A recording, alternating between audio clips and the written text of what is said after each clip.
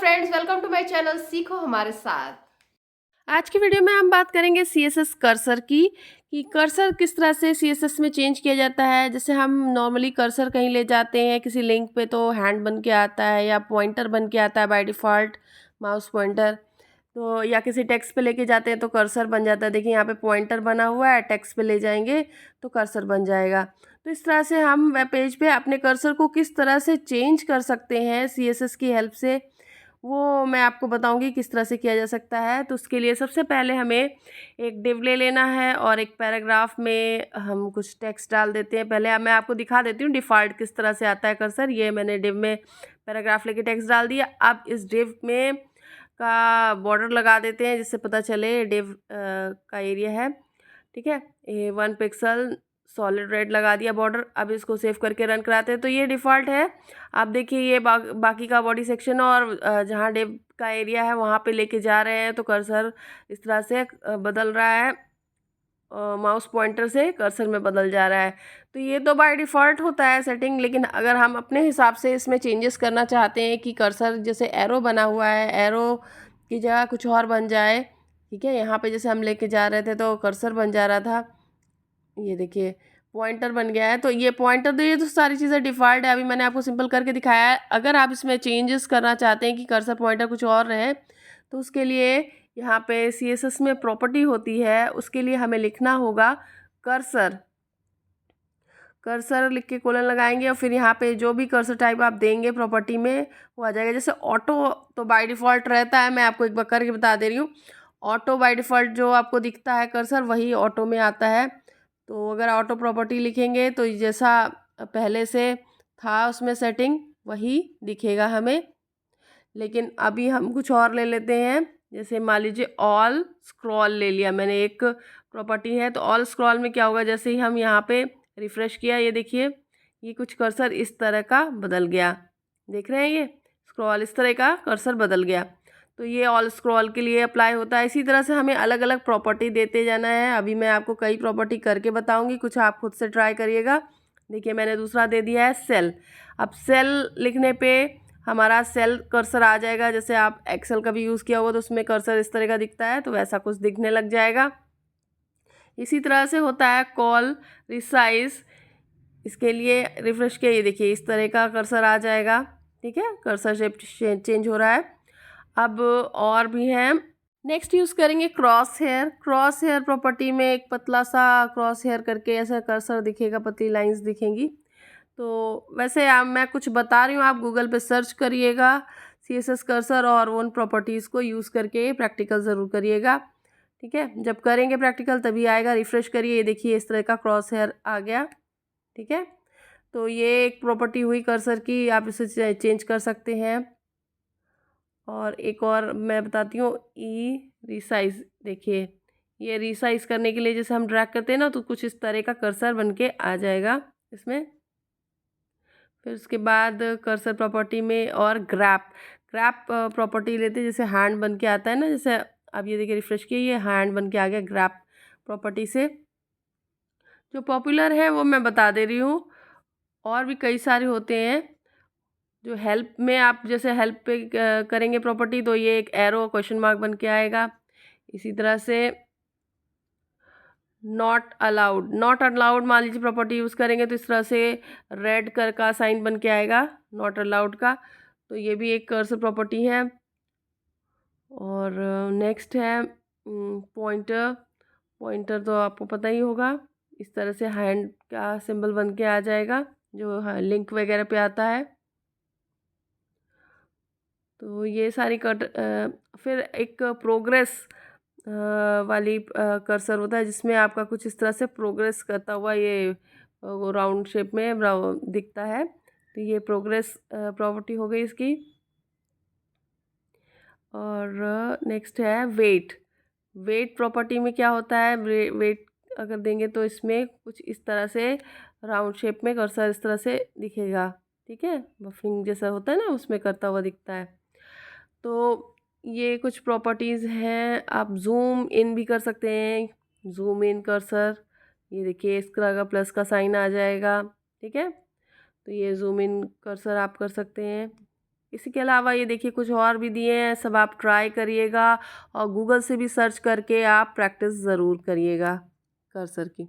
अब बात करते हैं सीएसएस की इम्पॉर्टेंट प्रॉपर्टी की। इम्पॉर्टेंट प्रॉपर्टी जानने से पहले मैंने आपको बताया था सीएसएस सेलेक्टर्स के बारे में और सेलेक्टर्स की प्रायोरिटीज कैसे सेट होती हैं। तो सबसे पहले होती है आईडी वाली प्रायोरिटी, फिर उसके बाद क्लास सेलेक्टर की प्रायोरिटी होती है, फिर उसके बाद एलिमेंट सेलेक्टर, फिर उसके बाद होती है उसका ऑर्डर देखा जाता है कौन सा सबसे लास्ट में लिखा गया कौन सा पहले, और इनलाइन सीएसएस सबसे ज़्यादा हाईएस्ट प्रायोरिटी पे रहता है। ये आपको मैंने पहले बताया हुआ है।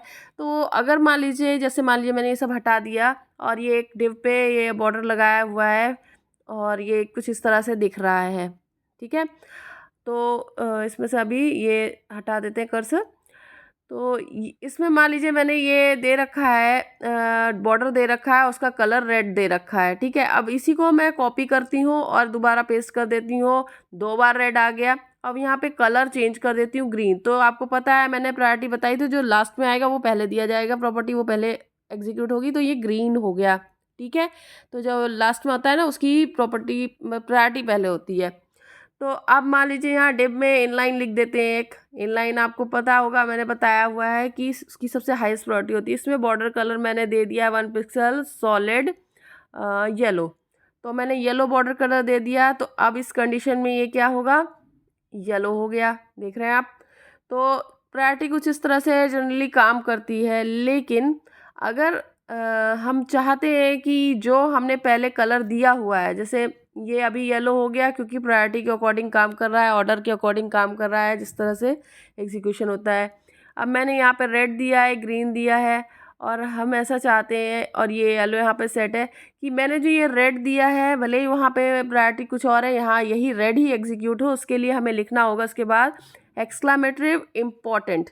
तो ये प्रॉपर्टी हमने सेट कर दी। तो देखिए ये रेड ही रहेगा, इसको फोर्सफुली मतलब ये कह देगा कि अब चाहे जो भी प्रायोरिटी हो लेकिन इसमें हमने इंपॉर्टेंट लगाया है तो यही एग्जीक्यूट होगा। तो वहाँ पे ऐसे इंपॉर्टेंट प्रायोरिटी यूज़ इंपॉर्टेंट की प्रॉपर्टी यूज़ होती है।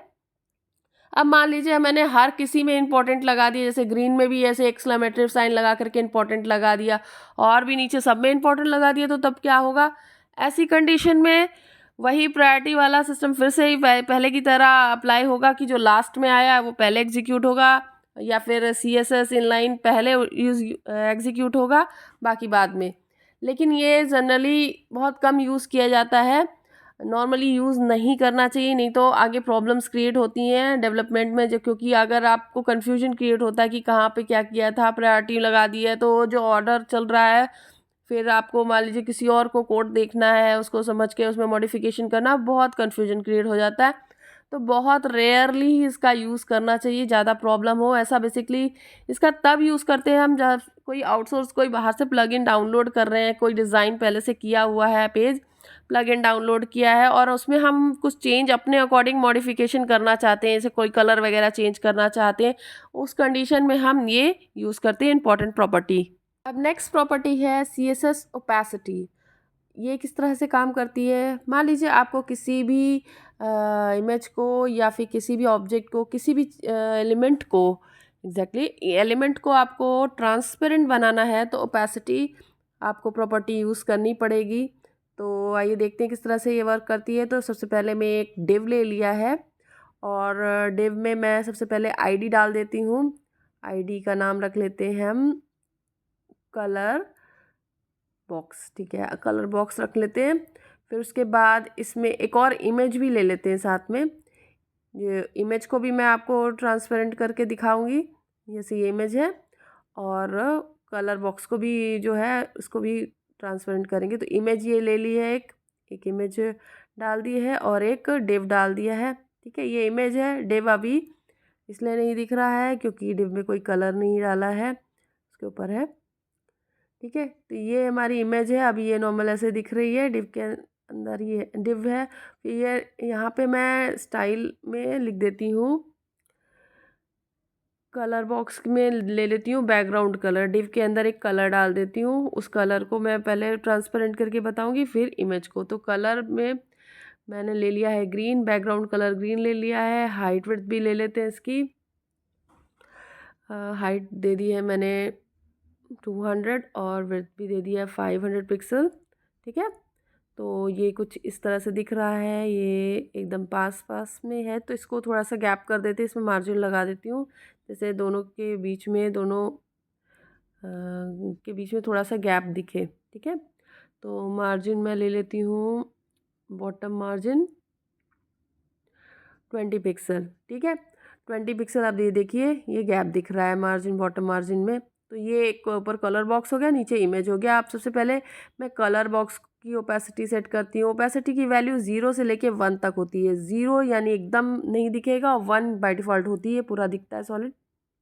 तो ओपेसिटी 0 से 1 के बीच में होती है।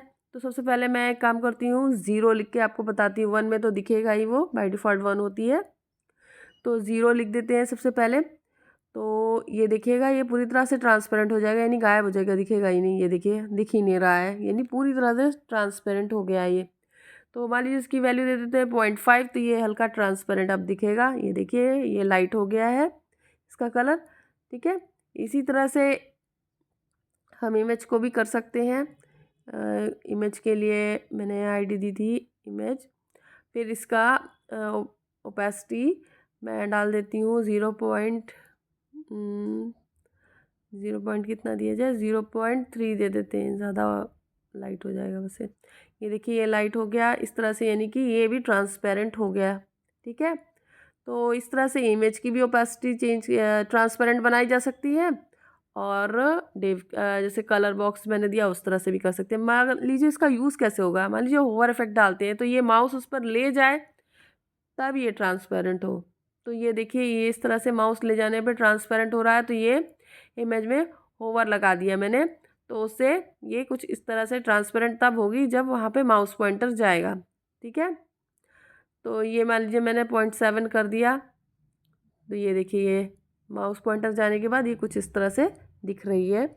तो वेब डिज़ाइनिंग में इसका भी अलग अलग जगह यूज़ होता है।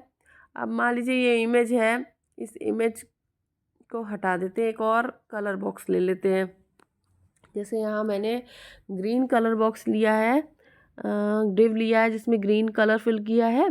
इसी तरह से रेड ले लेते हैं, और यहाँ पे इसके में अंदर भी मैं कलर फिल कर देती हूँ, रेड बॉक्स ये ले लिया। और इसमें भी बैकग्राउंड कलर में सेट कर देती हूँ। पहले हाइट विड्थ सेट कर देते हैं 300 पिक्सल, ये थोड़े अलग रखते हैं, हाइट 200 पिक्सल रख देते हैं।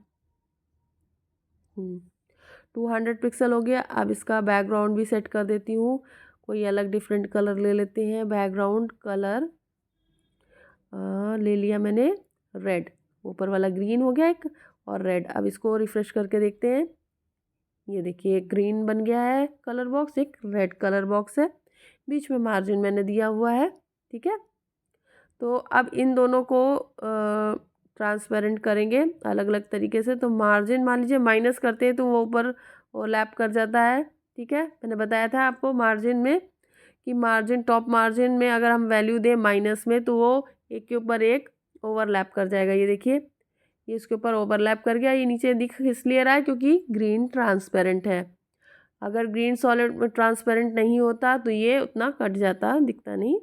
ठीक है, तो ओपेसिटी ग्रीन की हटा दी है। तो अब देखिए ये, हाँ इस तरह से ये ट्रांसपेरेंट है, तो ऊपर नहीं तो ऊपर दिखेगा उसके ऊपर ओवरलैप करता हुआ। ठीक है, तो यहाँ पे ये इस तरह से माइनस करने पे एक के ऊपर एक चढ़ जाता है। तो इसका यूज़ कैसे कर सकते हैं, मान लीजिए इसकी ओपेसिटी मैंने 0.5 कर दी, तो ये देखिए कुछ इस तरह से दिखेगा। ऐसा इफेक्ट आप चाहते हैं तो कर सकते हैं। तो ये रेड ट्रांसपेरेंट है, उस पर ओवरलैप होने पर इस तरह से कलर शो हो रहा है। ठीक है, तो इस तरह से कर सकते हैं, या ओवर इफेक्ट के साथ भी आप यूज़ कर सकते हैं। इसका अलग अलग डिज़ाइनिंग में यूज़ होता है, या टेक्स्ट के साथ भी इसका यूज़ कर सकते हैं। तो ये ओपेसिटी प्रॉपर्टी बेसिकली किसी भी एलिमेंट को ट्रांसपेरेंट करने के लिए यूज़ होती है। अगर कोई डाउट है तो अपने डाउट्स कमेंट सेक्शन में ज़रूर लिखिएगा। ट्यूटोरियल आपको कैसा लग रहा है ये भी ज़रूर बताइएगा। वीडियो पसंद आया तो लाइक, सब्सक्राइब और शेयर करें।